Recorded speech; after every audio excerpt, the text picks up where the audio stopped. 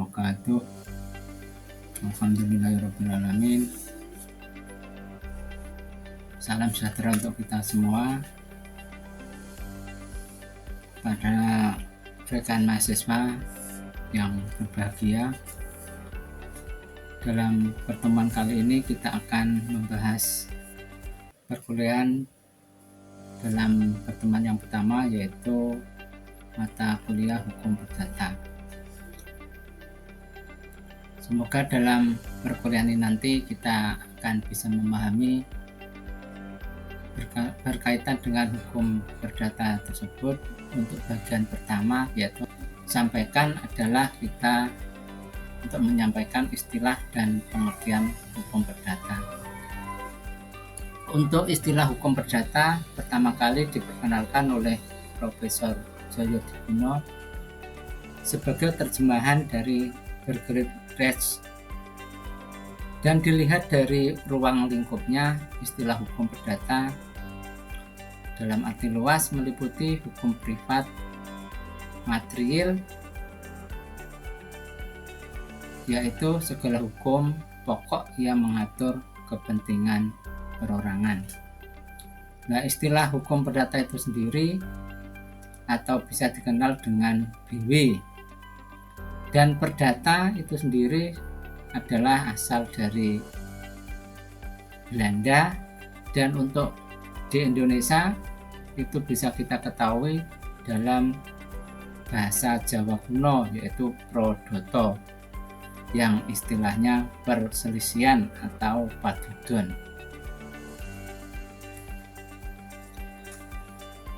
Untuk perlu kita ketahui juga tentang pengertian hukum perdata oleh beberapa pakar hukum, yang salah satunya yaitu Profesor Subukti. Hukum perdata adalah segala hukum pokok yang mengatur kepentingan perseorangan. Dan juga yaitu Profesor Sudikno Martokusumo, hukum perdata adalah hukum antar perorangan yang mengatur hak dan kewajiban perorangan yang satu terhadap yang lain di dalam hubungan keluarga dan di dalam masyarakat, yang pelaksanaannya diserahkan kepada masing-masing pihak. Sehingga dapat disimpulkan hukum perdata, istilah hukum perdata adalah hukum yang mengatur hubungan hukum antara orang yang satu dengan orang yang lain dalam masyarakat yang menitik beratkan kepada kepentingan perseorangan. Untuk selanjutnya perlu kita ketahui tentang sejarah hukum perdata tersebut. Sejarah hukum perdata itu adalah berasal dari Belanda,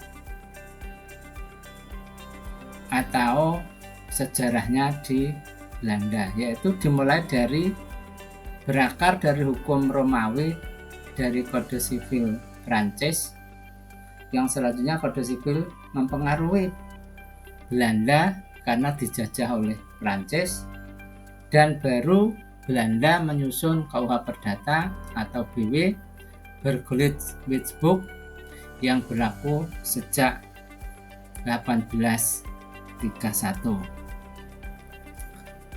Dan untuk perkembangannya sejarah hukum perdata di Indonesia, yaitu untuk di Indonesia itu dimulai diberlakukannya mulai dengan asas konkordansi dari Belanda, yaitu penyamaan pemberlakuan hukum.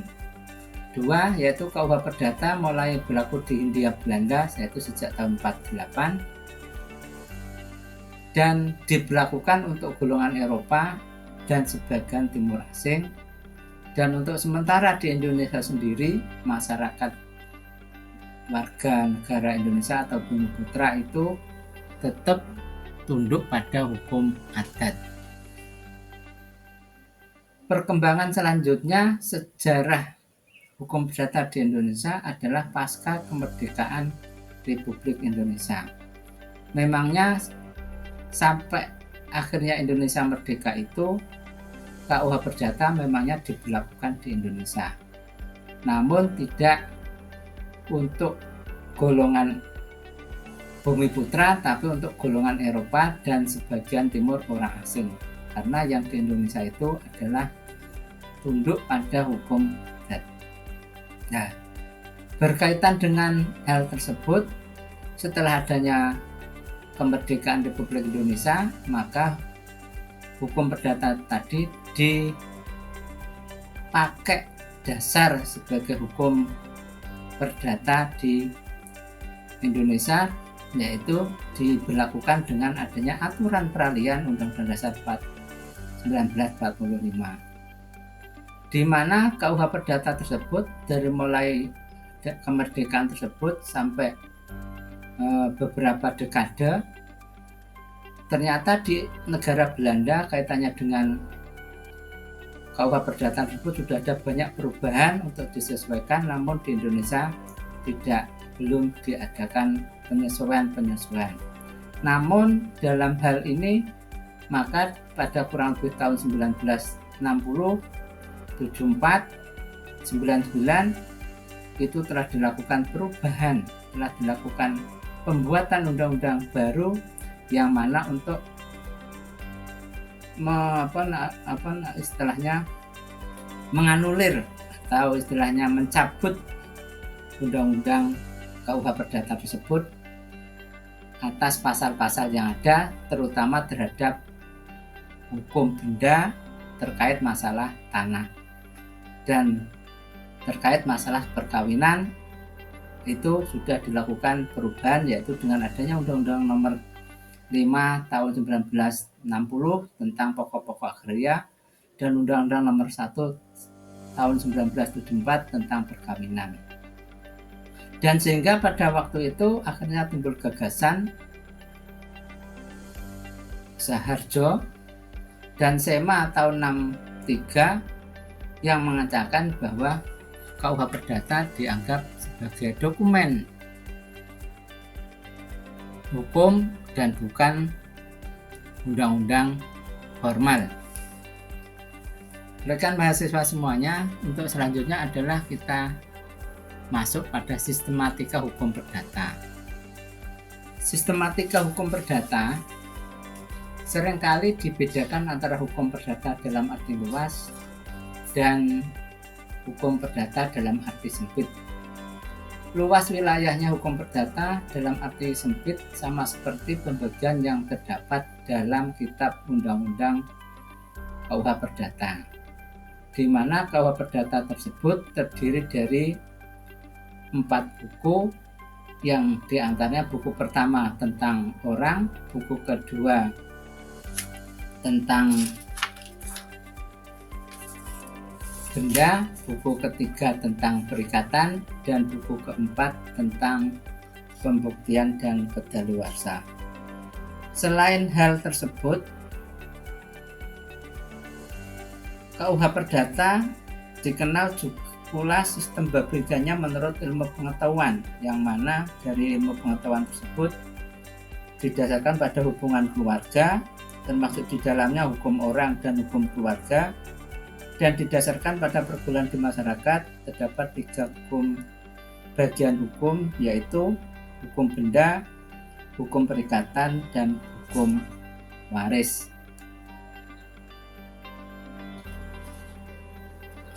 Rekan mahasiswa semuanya, berkaitan selanjutnya tentang sumber hukum perdata. Sumber hukum adalah segala apa yang menimbulkan aturan-aturan yang bersifat memaksa, yaitu aturan-aturan yang apabila dilanggar mengakibatkan sanksi tegas dan nyata. Dan pada dasarnya sumber hukum dapat dibedakan menjadi 2, yaitu sumber hukum material dan sumber hukum formil, di mana sumber hukum material tersebut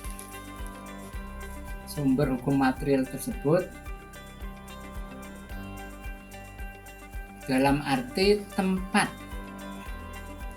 seperti staklet dan lembaran negara.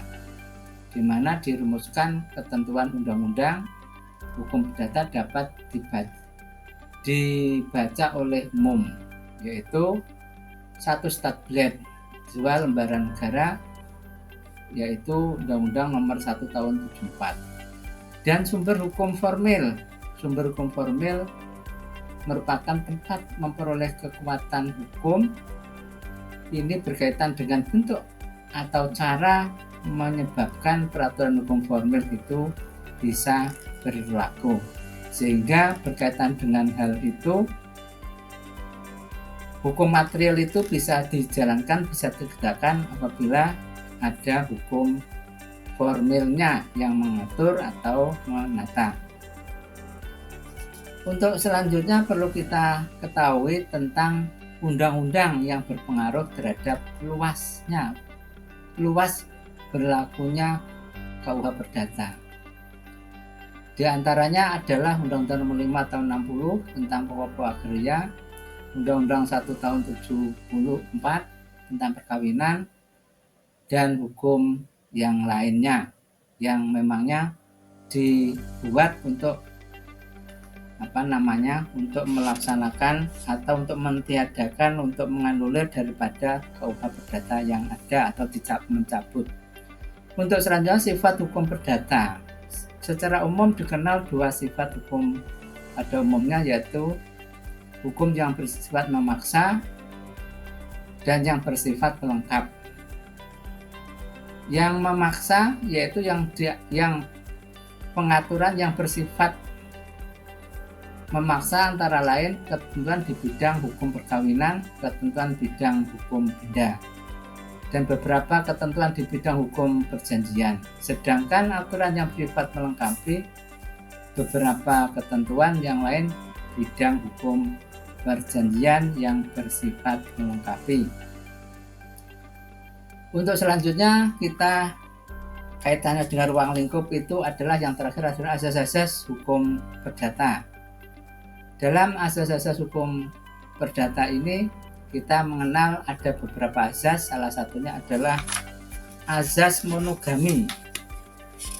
Asas monogami ini adalah asas yang terkait masalah undang-undang perkawinan atau perkawinan, yaitu seorang suami hanya bisa menikah dengan seorang istri yang diatur dalam Undang-Undang Nomor 1 Tahun 74 tentang perkawinan.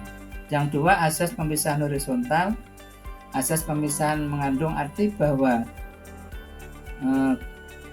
terpisah secara horizontal dengan benda-benda lain yang ada, tumbuh ataupun melekat pada tanah, sehingga antara tanah dan yang di atas tanah itu tidak satu kesatuan. Namun setelah adanya Undang-Undang Nomor 1 Tahun 74, maka asas pemisahan horizontal itu sudah tidak berlaku lagi. Asas terbuka yang artinya dimungkinkan untuk membuat perjanjian baru di luar apa yang telah ditentukan KUH Perdata. Dan asas konsensualisme, yaitu asas ini memiliki pengertian bahwa perjanjian telah lahir dengan tercapainya kesepakatan, sehingga kesepakatan tersebut adalah dianggap sebagai undang-undang. Nomor 5, asas kebebasan berkontrak, yaitu setiap orang bebas untuk melakukan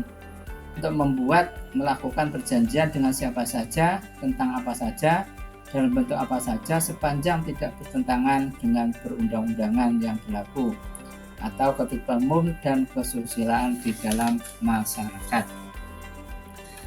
Untuk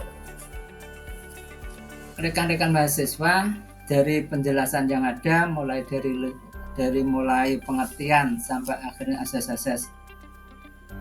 asas-asas hukum perdata ini, mudah-mudahan apa yang telah kami sampaikan bisa dipahami dan menjadi pengalaman bagi rekan-rekan mahasiswa semua. Dan akhirnya dari kami, untuk perkuliahan ini kita tutup. Ihdinas siratal mustaqim. Assalamualaikum warahmatullahi wabarakatuh.